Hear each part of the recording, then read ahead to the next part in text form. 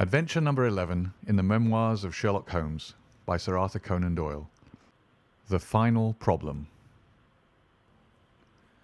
It is with a heavy heart that I take up my pen to write these the last words in which I shall ever record the singular gifts by which my friend Mr. Sherlock Holmes was distinguished.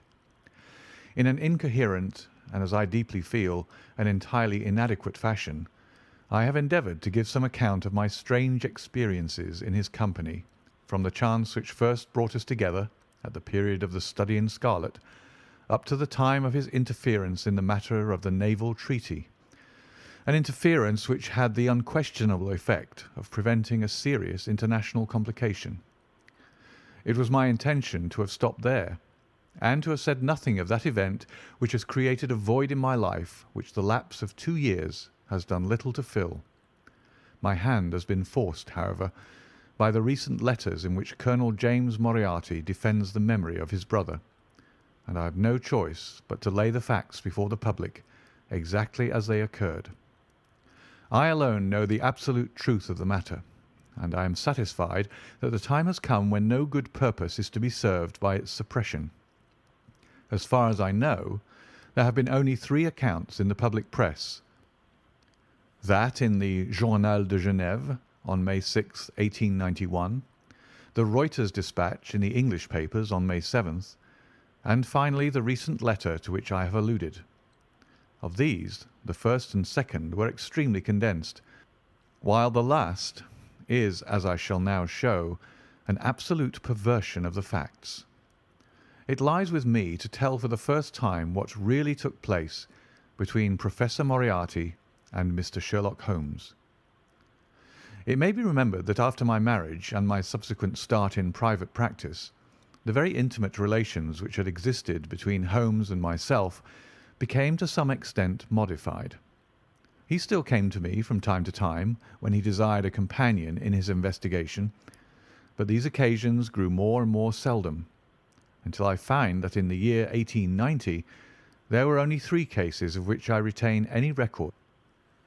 During the winter of that year and the early spring of 1891, I saw in the papers that he had been engaged by the French government upon a matter of supreme importance, and I received 2 notes from Holmes, dated from Narbonne and from Nîmes, from which I gathered that his stay in France was likely to be a long one. It was with some surprise, therefore, that I saw him walk into my consulting room upon the evening of April 24th. It struck me that he was looking even paler and thinner than usual. "Yes, I have been using myself up rather too freely," he remarked in answer to my look rather than to my words. "I have been a little pressed of late. Have you any objection to my closing your shutters?" The only light in the room came from the lamp upon the table at which I had been reading. Holmes edged his way round the wall, and flinging the shutters together, he bolted them securely. "You're afraid of something?" I asked. "Well, I am." "Of what?" "Of air guns." "My dear Holmes, what do you mean?" "I think that you know me well enough, Watson, to understand that I am by no means a nervous man. At the same time, it is stupidity rather than courage to refuse to recognize danger when it is close upon you. Might I trouble you for a match?" He drew in the smoke of his cigarette as if the soothing influence was grateful to him. "I must apologize for calling so late," said he, "and I must further beg you to be so unconventional as to allow me to leave your house presently by scrambling over your back garden wall." "But what does it all mean?" I asked. He held out his hand, and I saw in the light of the lamp that 2 of his knuckles were burst and bleeding. "It is not an airy nothing, you see," said he, smiling. "On the contrary, it is solid enough for a man to break his hand over. Is Mrs. Watson in?" "She's away upon a visit." "Indeed. You are alone?" "Quite." "Then it makes it easier for me to propose that you should come away with me for a week to the Continent." "Where?" "Oh, anywhere. It's all the same to me." There was something very strange in all this. It was not Holmes's nature to take an aimless holiday, and something about his pale, worn face told me that his nerves were at their highest tension. He saw the question in my eyes, and putting his fingertips together and his elbows upon his knees, he explained the situation. "You have probably never heard of Professor Moriarty," said he. "Never." "Aye, there's the genius and the wonder of the thing," he cried. "The man pervades London, and no one has heard of him. That's what puts him on a pinnacle in the records of crime. I tell you, Watson, in all seriousness, that if I could beat that man, if I could free society of him, I should feel that my own career had reached its summit, and I should be prepared to turn to some more placid line in life. Between ourselves, the recent cases in which I have been of assistance to the royal family of Scandinavia and to the French Republic have left me in such a position that I could continue to live in the quiet fashion which is most congenial to me, and to concentrate my attention upon my chemical researches. But I could not rest, Watson. I could not sit quiet in my chair if I thought that such a man as Professor Moriarty were walking the streets of London unchallenged."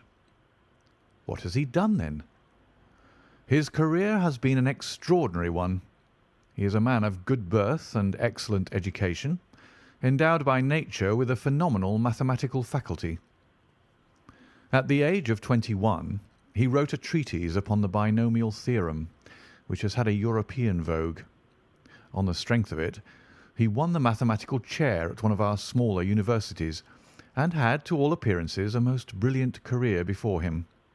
But the man had hereditary tendencies of the most diabolical kind.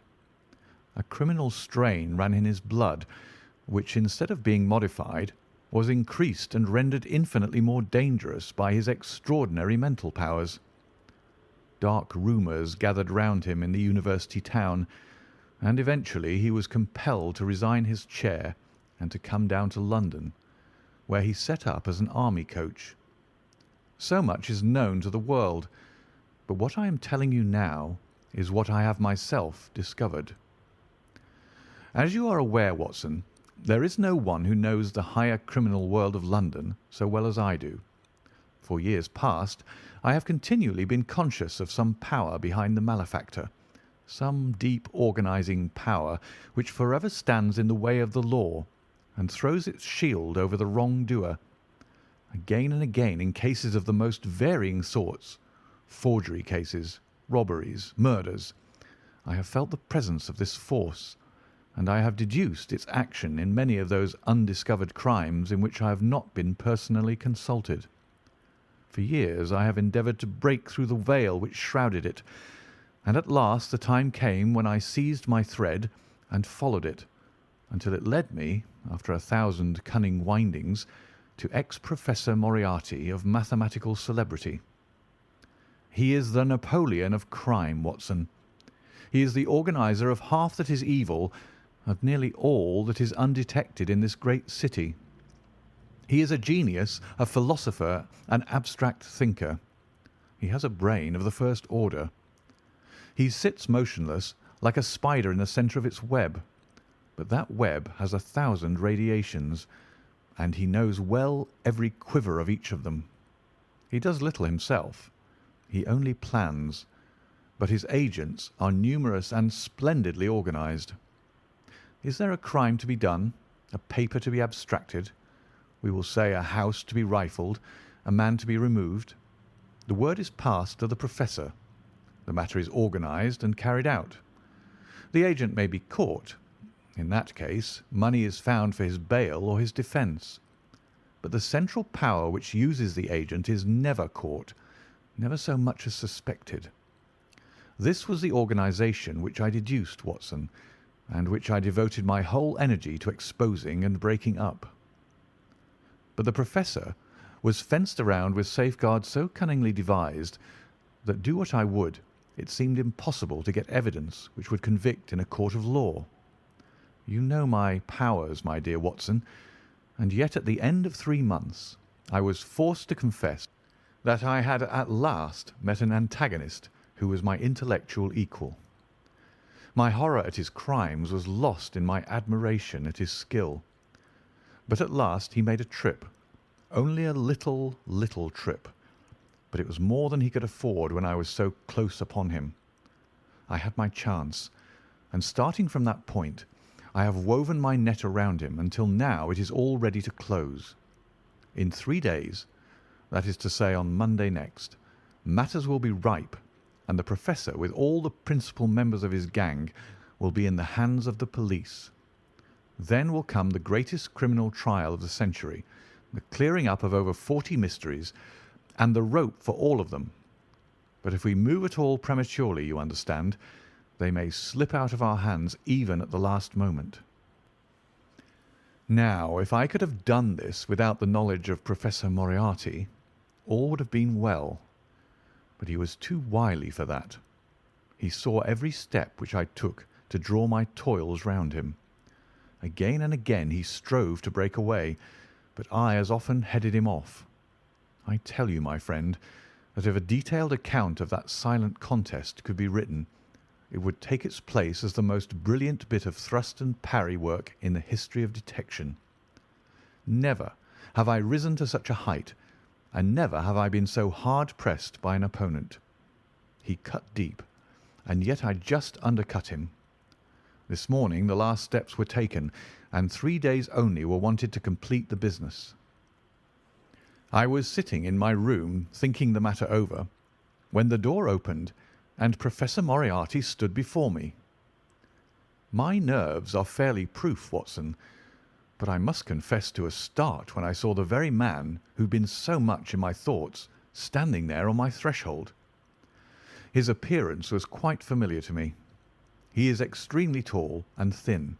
His forehead domes out in a white curve, and his 2 eyes are deeply sunken in his head. He's clean-shaven, pale, and ascetic-looking, retaining something of the professor in his features. His shoulders are rounded from much study, and his face protrudes forward, and is forever slowly oscillating from side to side in a curiously reptilian fashion. He peered at me with great curiosity in his puckered eyes. "You have less frontal development than I should have expected," said he at last. "It is a dangerous habit to finger loaded firearms in the pocket of one's dressing gown." The fact is that upon his entrance I had instantly recognized the extreme personal danger in which I lay. The only conceivable escape for him lay in silencing my tongue. In an instant I had slipped the revolver from the drawer into my pocket and was covering him through the cloth. At this remark I drew the weapon out and laid it cocked upon the table. He still smiled and blinked, but there was something about his eyes which made me feel very glad that I had it there. "You evidently don't know me," said he. "On the contrary," I answered, "I think it is fairly evident that I do. Pray take a chair. I can spare you 5 minutes if you have anything to say." "All that I have to say has already crossed your mind," said he. "Then possibly my answer has crossed yours," I replied. "You stand fast?"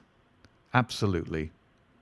He clapped his hand into his pocket, and I raised the pistol from the table, but he merely drew out a memorandum book in which he had scribbled some dates. "You crossed my path on the 4th of January," said he. "On the 23rd you incommoded me. By the middle of February I was seriously inconvenienced by you. At the end of March I was absolutely hampered in my plans, and now at the close of April I find myself placed in such a position through your continual persecution that I am in positive danger of losing my liberty. The situation is becoming an impossible one." "Have you any suggestion to make?" I asked. "You must drop it, Mr. Holmes," said he, swaying his face about. "You really must, you know." "After Monday," said I. "Tut, tut," said he. "I am quite sure that a man of your intelligence will see that there can be but one outcome to this affair. It is necessary that you should withdraw. You have worked things in such a fashion that we have only one resource left. It has been an intellectual treat to me to see the way in which you have grappled with this affair, and I say unaffectedly that it would be a grief to me to be forced to take any extreme measure. You smile, sir, but I assure you that it really would." "Danger is part of my trade," I remarked. "That is not danger," said he. "It is inevitable destruction. You stand in the way not merely of an individual, but of a mighty organization, the full extent of which you, with all your cleverness, have been unable to realize. You must stand clear, Mr. Holmes, or be trodden under foot." "I am afraid," said I, rising, "that in the pleasure of this conversation I am neglecting business of importance which awaits me elsewhere." He rose also and looked at me in silence, shaking his head sadly. "Well, well," said he at last, "it seems a pity, but I have done what I could. I know every move of your game. You can do nothing before Monday. It has been a duel between you and me, Mr. Holmes. You hope to place me in the dock. I tell you that I will never stand in the dock. You hope to beat me. I tell you that you will never beat me. If you are clever enough to bring destruction upon me, rest assured that I shall do as much to you." "You have paid me several compliments, Mr. Moriarty," said I. "Let me pay you one in return when I say that if I were assured of the former eventuality, I would, in the interests of the public, cheerfully accept the latter." "I can promise you the one, but not the other," he snarled, and so turned his rounded back upon me and went peering and blinking out of the room. That was my singular interview with Professor Moriarty. I confess that it left an unpleasant effect upon my mind. His soft, precise fashion of speech leaves a conviction of sincerity which a mere bully could not produce. Of course, you will say, why not take police precautions against him? The reason is that I am well convinced that it is from his agents the blow will fall. I have the best proofs that it would be so. "You've already been assaulted?" "My dear Watson, Professor Moriarty is not a man who lets the grass grow under his feet. I went out about midday to transact some business in Oxford Street.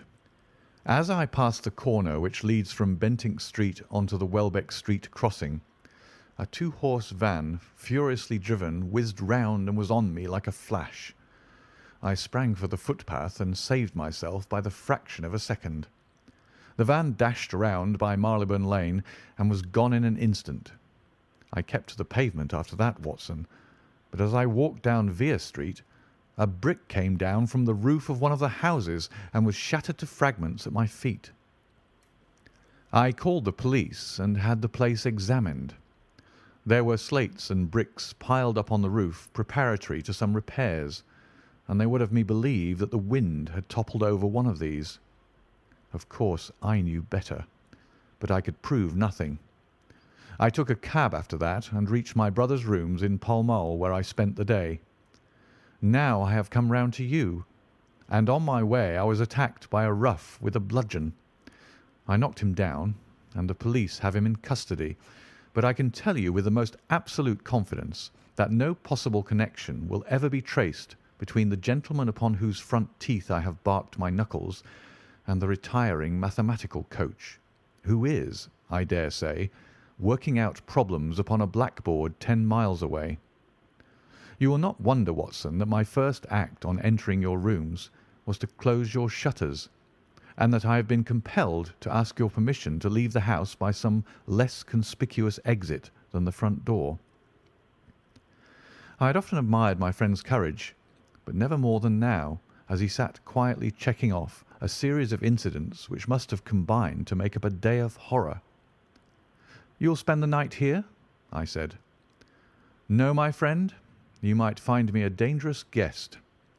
I have my plans laid, and all will be well. Matters have gone so far now that they can move without my help as far as the arrest goes." though my presence is necessary for a conviction. It is obvious, therefore, that I cannot do better than get away for the few days which remain before the police are at liberty to act. It would be a great pleasure to me, therefore, if you would come on to the Continent with me." "The practice is quiet," said I, "and I have an accommodating neighbour. I should be glad to come." "And to start to-morrow morning?" "If necessary." "Oh, yes, it is most necessary. Then these are your instructions, and I beg, my dear Watson, that you will obey them to the letter, for you are now playing a double-handed game with me against the cleverest rogue and the most powerful syndicate of criminals in Europe. Now listen. You will dispatch whatever luggage you intend to take by a trusty messenger unaddressed to Victoria tonight. In the morning you will send for a hansom, desiring your man to take neither the first nor the second which may present itself. Into this hansom you will jump, and you will drive to the Strand end of the Lowther Arcade, handing the address to the cabman upon a slip of paper, with a request that you will not throw it away. Have your fare ready, and the instant that your cab stops, dash through the arcade, timing yourself to reach the other side at 9:15. You will find a small brougham waiting close to the curb, driven by a fellow with a heavy black cloak tipped at the collar with red. Into this you will step, and you will reach Victoria in time for the Continental Express. Where shall I meet you? At the station. The second first-class carriage from the front will be reserved for us. The carriage is our rendezvous, then? Yes. It was in vain that I asked Holmes to remain for the evening. It was evident to me that he thought he might bring trouble to the roof he was under, and that was the motive which impelled him to go. With a few hurried words as to our plans for the morrow, he rose and came out with me into the garden, clambering over the wall which leads into Mortimer Street, and immediately whistling for a hansom, in which I heard him drive away. In the morning I obeyed Holmes's injunction to the letter. A hansom was procured with such precaution as would prevent its being one which was placed ready for us, and I drove immediately after breakfast to the Lowther Arcade, through which I hurried at the top of my speed. A brougham was waiting with a very massive driver, wrapped in a dark cloak, who, the instant that I had stepped in, whipped up the horse and rattled off to Victoria Station. On my alighting, there he turned the carriage and dashed away again without so much as a look in my direction. So far all had gone admirably. My luggage was waiting for me, and I had no difficulty in finding the carriage which Holmes had indicated, the less so as it was the only one in the train which was marked "Engaged." My only source of anxiety now was the non-appearance of Holmes. The station clock marked only 7 minutes from the time when we were due to start. In vain I searched among the groups of travellers and leave-takers for the lithe figure of my friend. There was no sign of him. I spent a few minutes in assisting a venerable Italian priest who was endeavouring to make a porter understand, in his broken English, that his luggage was to be booked through to Paris. Then, having taken another look around, I returned to my carriage, where I found that the porter, in spite of the ticket, had given me my decrepit Italian friend as a travelling companion. It was useless for me to explain to him that his presence was an intrusion, for my Italian was even more limited than his English. So I shrugged my shoulders resignedly and continued to look out anxiously for my friend. A chill of fear had come over me, as I thought that his absence might mean that some blow had fallen during the night. Already the doors had all been shut and the whistle blown when— "My dear Watson," said a voice, "you have not even condescended to say good morning." I turned in uncontrollable astonishment. The aged ecclesiastic had turned his face towards me. For an instant the wrinkles were smoothed away, the nose drew away from the chin, the lower lips ceased to protrude, and the mouth to mumble. The dull eyes regained their fire, the drooping figure expanded. The next, the whole frame collapsed again, and Holmes had gone as quickly as he had come. "Good heavens!" I cried. "How you startle me!" "Every precaution is still necessary," he whispered. "I have reason to think that they are hot upon our trail. Ah, there is Moriarty himself." The train had already begun to move as Holmes spoke. Glancing back, I saw a tall man pushing his way furiously through the crowd and waving his hand as if he desired to have the train stopped. It was too late, however, for we were rapidly gathering momentum, and an instant later had shot clear of the station. "With all our precautions, you see that we have cut it rather fine," said Holmes, laughing. He rose, and throwing off the black cassock and hat which had formed his disguise, he packed them away in a handbag. "Have you seen the morning paper, Watson?" "No." "You haven't seen about Baker Street, then?" "Baker Street?" "They set fire to our rooms last night. No great harm was done." "Good heavens, Holmes, this is intolerable." "They must have lost my track completely after their bludgeon man was arrested. Otherwise, they could not have imagined that I had returned to my rooms. They have evidently taken the precaution of watching you, however, and that is what has brought Moriarty to Victoria." "You could not have made any slip in coming?" "I did exactly what you advised." "Did you find your brougham?" "Yes, it was waiting." "Did you recognize your coachman?" "No." "It was my brother Mycroft. It is an advantage to get about in such a case without taking a mercenary into your confidence. But we must plan what we are to do about Moriarty now. As this is an express, and as the boat runs in connection with it, I should think we've shaken him off very effectively." "My dear Watson, you evidently did not realize my meaning when I said that this man may be taken as being quite on the same intellectual plane as myself. You do not imagine that if I were the pursuer I should allow myself to be baffled by so slight an obstacle. Why, then, should you think so meanly of him? What will he do?" "What I should do." "What would you do, then?" "Engage a special." "But it must be late." "By no means. This train stops at Canterbury, and there is always at least a quarter of an hour's delay at the boat. He will catch us there." "One would think that we were the criminals. Let us have him arrested on his arrival." "It would be to ruin the work of 3 months. We should get the big fish, but the smaller would dart right and left out of the net. On Monday we should have them all. No, an arrest is inadmissible." "What then?" "We shall get out at Canterbury." "And then?" "Well, then we must make a cross-country journey to Newhaven, and so over to Dieppe. Moriarty will again do what I should do. He will get on to Paris, mark down our luggage, and wait for 2 days at the depot.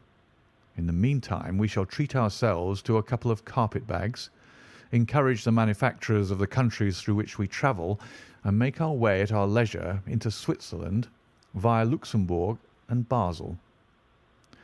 At Canterbury, therefore, we alighted, only to find that we should have to wait an hour before we could get a train to Newhaven.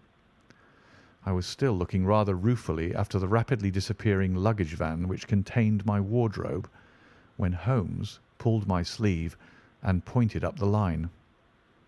"All ready, you see," said he. Far away, from among the Kentish woods, there rose a thin spray of smoke. A minute later a carriage and engine could be seen flying along the open curve which leads to the station. We had hardly time to take our place behind a pile of luggage when it passed with a rattle and a roar, beating a blast of hot air into our faces. "There he goes," said Holmes, as we watched the carriage swing and rock over the points. "There are limits, you see, to our friend's intelligence. It would have been a coup de maître had he deduced what I would deduce and acted accordingly." "And what would he have done had he overtaken us?" "There cannot be the least doubt that he would have made a murderous attack upon me. It is, however, a game at which two may play. The question now is whether we should take a premature lunch here or run our chance of starving before we reach the buffet at Newhaven. We made our way to Brussels that night and spent 2 days there, moving on upon the third day as far as Strasbourg. On the Monday morning, Holmes had telegraphed to the London police, and in the evening we found a reply waiting for us at our hotel. Holmes tore it open, and then with a bitter curse hurled it into the grate. "I might have known it," he groaned. "He has escaped." "Moriarty?" "They have secured the whole gang with the exception of him. He has given them the slip. Of course, when I had left the country there was no one to cope with him, but I did think that I had put the game in their hands. I think that you had better return to England, Watson." "Why?" "Because you will find me a dangerous companion now. This man's occupation is gone. He is lost if he returns to London. If I read his character right, he will devote his whole energies to revenging himself upon me. He said as much in our short interview, and I fancy that he meant it. I should certainly recommend you to return to your practice." It was hardly an appeal to be successful with one who was an old campaigner as well as an old friend. We sat in the Strasbourg salle à manger, arguing the question for half an hour, but the same night we had resumed our journey and were well on our way to Geneva. For a charming week we wandered up the valley of the Rhone, and then, branching off at Leuc, we made our way over the Gemmi Pass, still deep in snow, and so by way of Interlaken to Meiringen. It was a lovely trip, the dainty green of the spring below, the virgin white of the winter above, but it was clear to me that never for one instant did Holmes forget the shadow which lay across him. In the homely Alpine villages or in the lonely mountain passes, I could tell by his quick glancing eyes and his sharp scrutiny of every face that passed us that he was well convinced that, walk where we would, we could not walk ourselves clear of the danger which was dogging our footsteps. Once, I remember, as we passed over the Gemmi and walked along the border of the melancholy Daubensee, a large rock which had been dislodged from the ridge upon our right clattered down and roared into the lake behind us. In an instant Holmes had raced up onto the ridge, and standing upon a lofty pinnacle, craned his neck in every direction. It was in vain that our guide assured him that a fall of stones was a common chance in the springtime at that spot. He said nothing, but he smiled at me with the air of a man who sees the fulfilment of that which he had expected. And yet, for all his watchfulness, he was never depressed. On the contrary, I can never recollect having seen him in such exuberant spirits. Again and again he recurred to the fact that if he could be assured that society was freed from Professor Moriarty, he would cheerfully bring his own career to a conclusion. "I think that I may go as far as to say, Watson, that I have not lived wholly in vain," he remarked. "If my record were closed to-night, I could still survey it with equanimity. The air of London is the sweeter for my presence. In over 1,000 cases I am not aware that I have ever used my powers upon the wrong side. Of late I have been tempted to look into the problems furnished by nature rather than those more superficial ones for which our artificial state of society is responsible. Your memoirs will draw to an end, Watson, upon the day that I crown my career by the capture or extinction of the most dangerous and capable criminal in Europe. I shall be brief and yet exact in the little which remains for me to tell. It is not a subject on which I would willingly dwell, and yet I am conscious that a duty devolves upon me to omit no detail. It was on the 3rd of May that we reached the little village of Meiringen, where we put up at the Englischer Hof, then kept by Peter Steiler the elder. Our landlord was an intelligent man and spoke excellent English, having served for 3 years as waiter at the Grosvenor Hotel in London. At his advice, on the afternoon of the 4th, we set off together with the intention of crossing the hills and spending the night at the hamlet of Rosenlaui.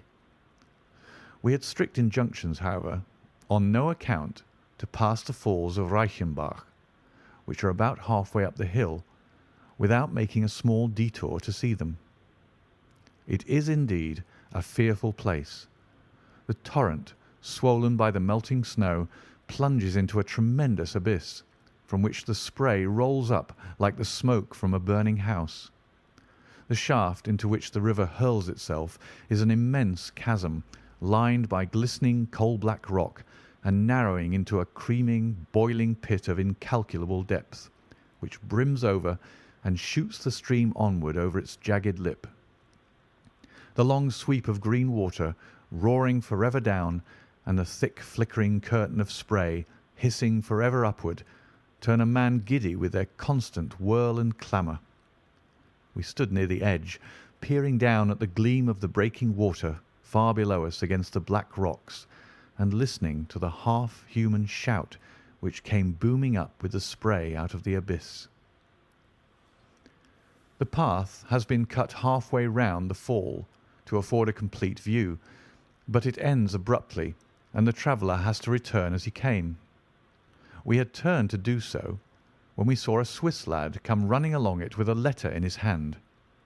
It bore the mark of the hotel which we had just left, and was addressed to me by the landlord.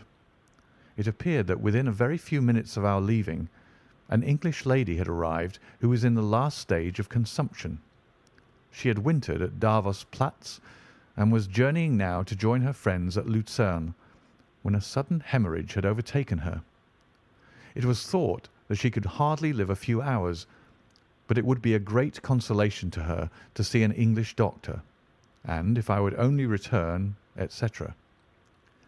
The good Steiler assured me in a postscript that he would himself look upon my compliance as a very great favour, since the lady absolutely refused to see a Swiss physician, and he could not but feel that he was incurring a great responsibility.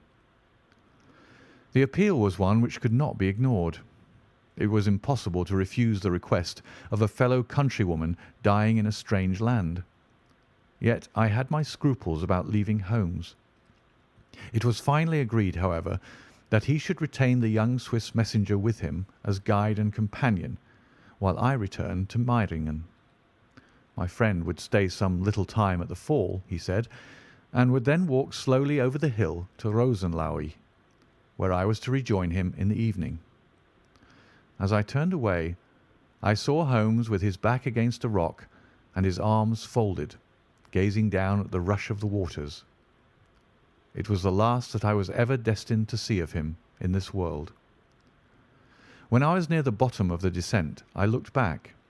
It was impossible from that position to see the fall, but I could see the curving path which winds over the shoulder of the hill and leads to it.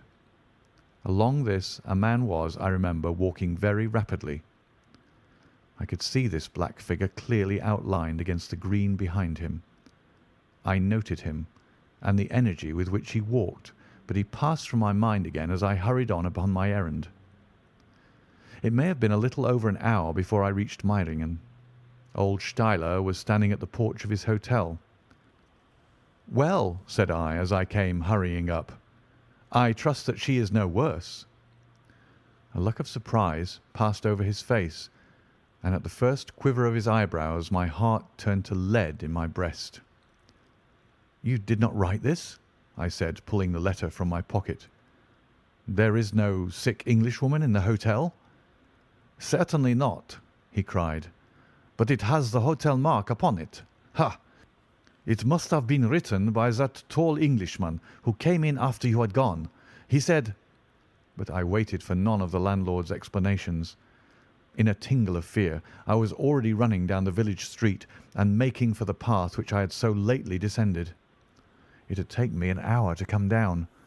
For all my efforts, 2 more had passed before I found myself at the fall of Reichenbach once more.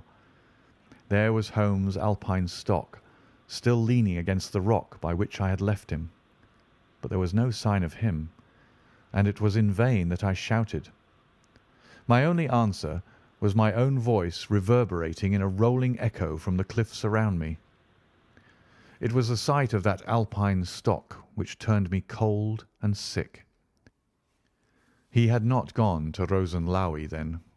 He had remained on that 3-foot path, with sheer wall on one side and sheer drop on the other, until his enemy had overtaken him. The young Swiss had gone too. He had probably been in the pay of Moriarty, and had left the two men together. And then what had happened? Who was to tell us what had happened then? I stood for a moment or two to collect myself, for I was dazed with the horror of the thing. Then I began to think of Holmes's own methods, and to try to practise them in reading this tragedy. It was, alas, only too easy to do. During our conversation we had not gone to the end of the path, and the alpine stock marked the place where we had stood. The blackish soil is kept forever soft by the incessant drift of spray, and a bird would leave its tread upon it. 2 lines of footmarks were clearly marked along the farther end of the path, both leading away from me. There were none returning.